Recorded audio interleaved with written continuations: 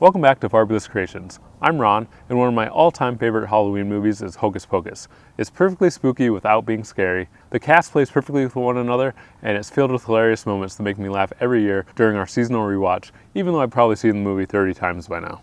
Being this is our first Halloween in our new home, I wanted to go all out on our inaugural decorations, and with Hocus Pocus in mind, I decided to make this tombstone belonging to Billy Butcherson, the zombie from Hocus Pocus. Let's take a look. If you're uninitiated, Billy Butcherson is the zombie that Winifred Sanderson raised from the dead in order to help capture the children who had taken refuge in the cemetery. Billy eventually turned on Winifred and went on to call her a buck-toothed, mop-riding firefly from hell. So, Billy is a friendly zombie, making him a good guy in my book. I didn't record my screen the entire time I was prepping the design, but I basically started with a handful of reference images from the movie, skewing and distorting them until the perspective was right, and then vectorizing the pattern in order to scale it up to size. The design isn't perfect and had quite a few weird artifacts from the live trace conversion process, but I cleaned it up to a point where I was happy with it. I ended up scaling the design so that it would be 18 inches wide and 30 inches tall, which I determined would be a good size by printing it out on my home printer and laying it out on the floor.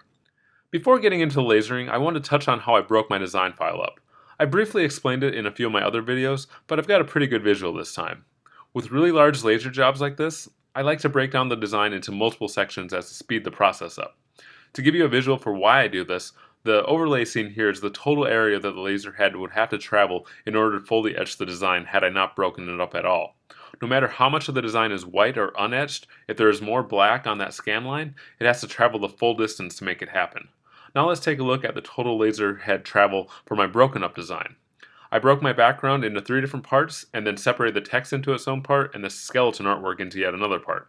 Etched one after another, this visual shows the total travel the laser had to do for my modified file.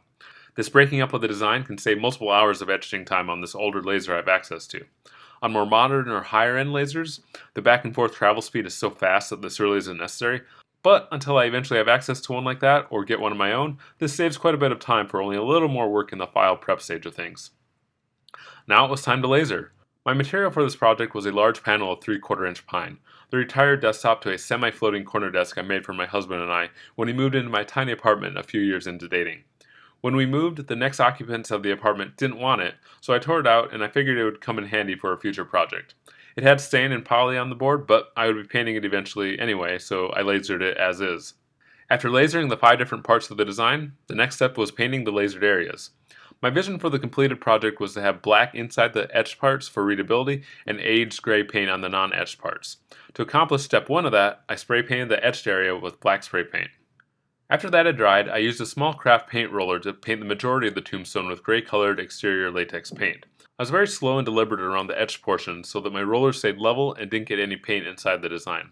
A little bit did get in here and there, but since I would eventually be faux aging the design, this wasn't a real big deal. I also painted the sides and back of the tombstone after the front side had dried. Once all the paint had dried and it looked like a brand new tombstone, it was time to make it look a little more aged, as though it had been sitting in a cemetery for 300 plus years. To do this, I watered down some black paint and used a paper towel to lightly streak it across the gravestone. I decided to do the back first in order to practice my technique, since this would be the side no one really saw, and I'm really glad I did.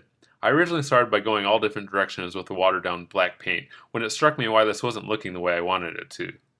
Anything that has sat outside for decades, or in this case centuries, will have vertical streaks from rainwater pulling dirt down with it as it trickles to the ground. So for the front side, I decided to keep all my strokes parallel with the tombstone's vertical orientation. This looked much better and more along the lines of what I was going for. I also used a bit of non-diluted black paint and a small brush to touch up areas inside the design where I felt a little too much gray paint might have gone into the letters to assist with legibility. After all the black paint had dried, I thought one more step might assist in its outdoor durability.